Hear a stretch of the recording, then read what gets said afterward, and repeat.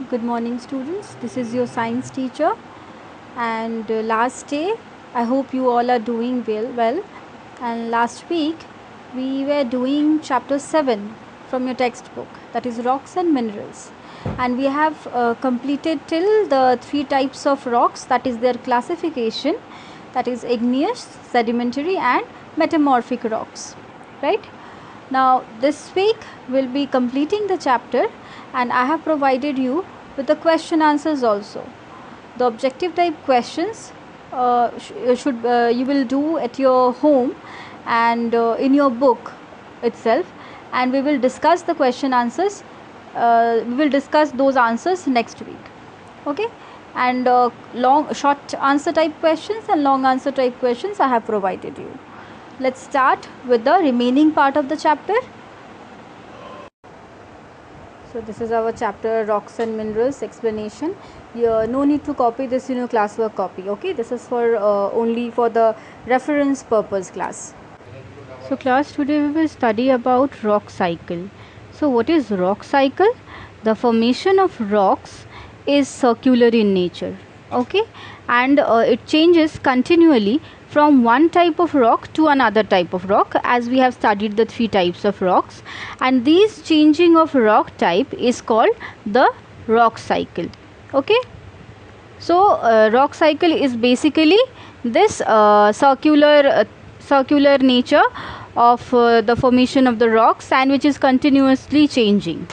You can see this diagram over here. Okay, this rock cycle, which is more or less similar to the one which is given in your book. What happens actually inside the earth crust, the magma which is present, it melts.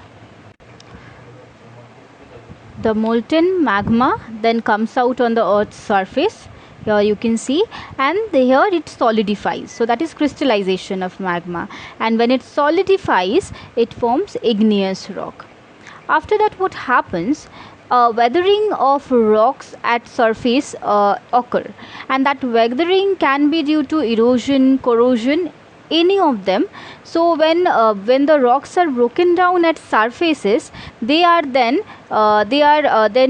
taken away by water bodies, or they are carried out to some distance and transported. So here you see the weathering of rock at surface occurs, which are then eroded or transported, and then they are deposited at some place.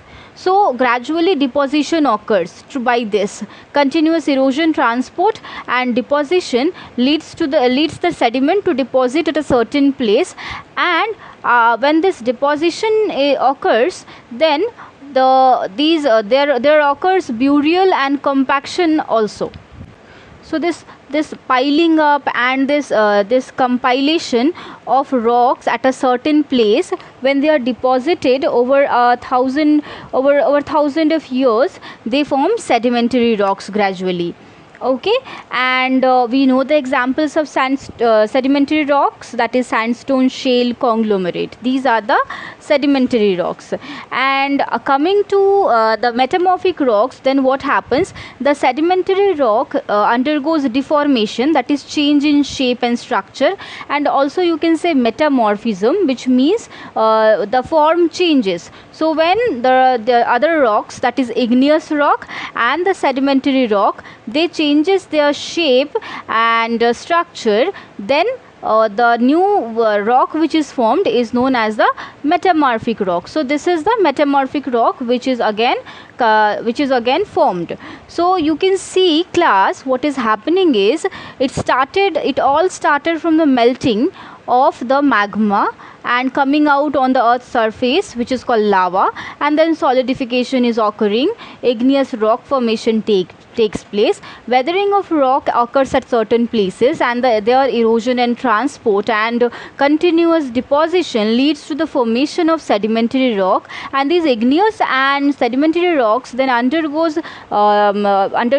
metamorphism due to extreme heat and pressure, and then chemically they form metamorphic rock. So what is happening? we will say that it is circular in nature and it is continually changing from one type of rock to another. So this is the rock cycle basically, class. Hope you were able to understand the rock cycle. Now coming to the next topic, which is the minerals. So what are mineral?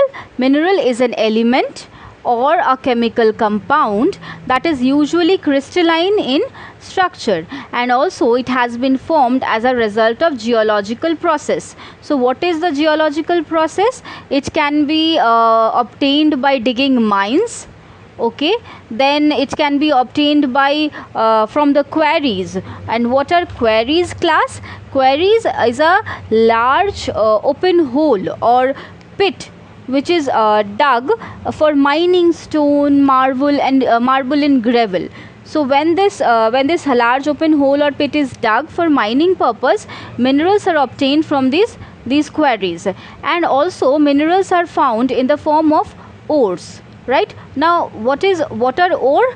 Ore are nothing but they are natural solid materials which contain minerals. Okay, these are solid materials, and its some part also contain minerals. Minerals can be extracted from the ores because these ores contain certain amount of minerals in them. Okay, we talk about the classification of mineral or the types of mineral. They are of two types. One is the metallic mineral, because some minerals such as iron and gold, they are metallic in nature, so they are metallic mineral. And the other which are non-metallic in nature, like they are quartz and calcite, they are non-metallic. We will study about their formation. There is this process, class, which is called which is the finding, extracting and purifying purifying metals from mineral ores. So this process of finding, extracting and purifying metal from the mineral ores, that process is called metallurgy. So you have to remember this term metallurgy.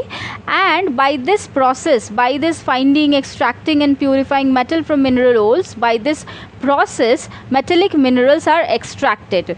We can extract iron from iron ore, which the name of the iron ore is hematite. There is aluminium which is extracted from its ore, that is bauxite, and copper is extracted from its ore, which is known as pyrite. And also these metallic minerals are used for many are used in many purposes, like for making jewelry, for making machines, utensils, wires, etc. Coming to the non-metallic, these non-metallic minerals, they do not contain any metal substances in them. They are some precious stones, such as they are what are they? These precious stones are diamonds, emeralds, and topaz, which are obtained from the ground to make jewelry. So these are the non-metallic minerals. I have already talked about the metallic minerals. These 2 points I have already mentioned. Okay, and when we come to non-metallic mineral, there is also one type, which are the coal and the petroleum. Okay, these are also considered in under non-metallic mineral, because all the minerals which form rocks, we know rocks are formed, minerals form rock. So all the minerals which form rocks, they are natural non-living things. But coal and petroleum are the minerals which are formed itself from the living things. Okay, and they are obtained from deep inside the earth's crust. We will see how these coal and petroleum are formed, but before that I must tell you that they are considered under non-metallic minerals. Now talking about coal, as you see over here, there is coal formation is occurring. I will focus on the diagram. This is where the coal formation, this is deposition of coal is occurring, and how we will see what happens. Coal is formed from the remains of dead plant material.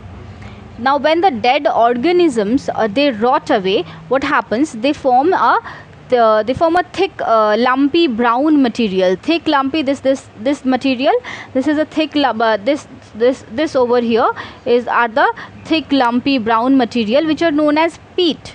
And tons of water, mud and sand, they press this peat and squeeze it under the ground. So you can see the pressure over here, the compression, the pressure is taking place here, and this is also the pressure which is pushing the the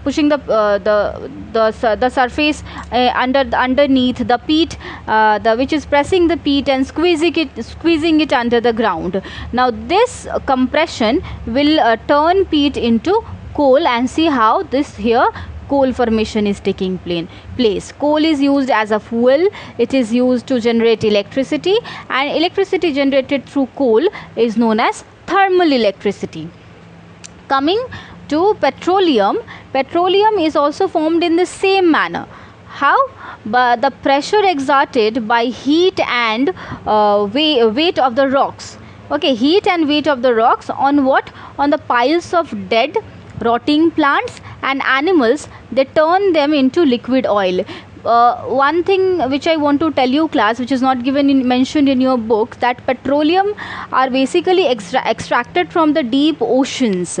Why? Because it has been seen thousands of years ago when the aquatic plants and the aquatic animals, they die and the deposition is continuously occurring, and these piles of dead rotting plant and animal, they are rotting away, and by extreme heat and wet which is exerted on these piles, what happens?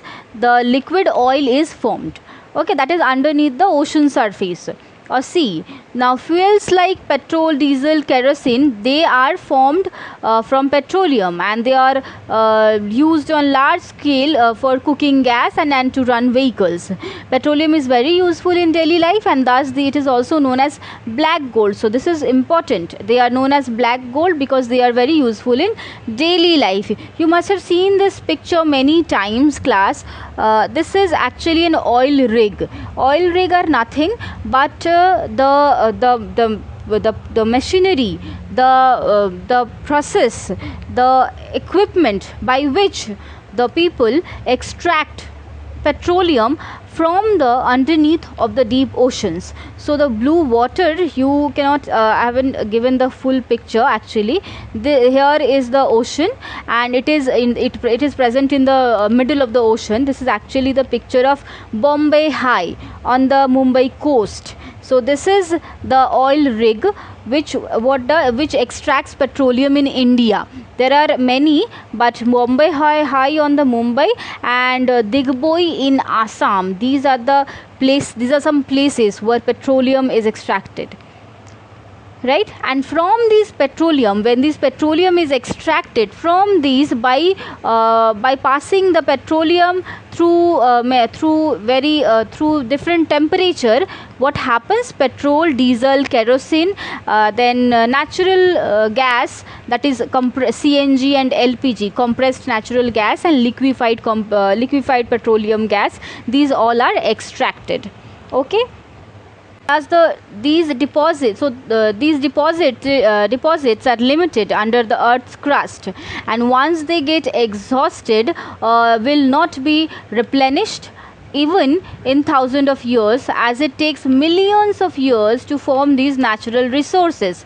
Thus these resources should be used wisely. Okay, this is the end of our chapter, class, and I hope you were able to understand the points which I wanted to make it clear to you, and go through the chapter, follow your book properly, and finish the question answers for this chapter. So I think this won't be a problem for you to understand this chapter and go through it properly. Thank you, class. Stay safe and healthy.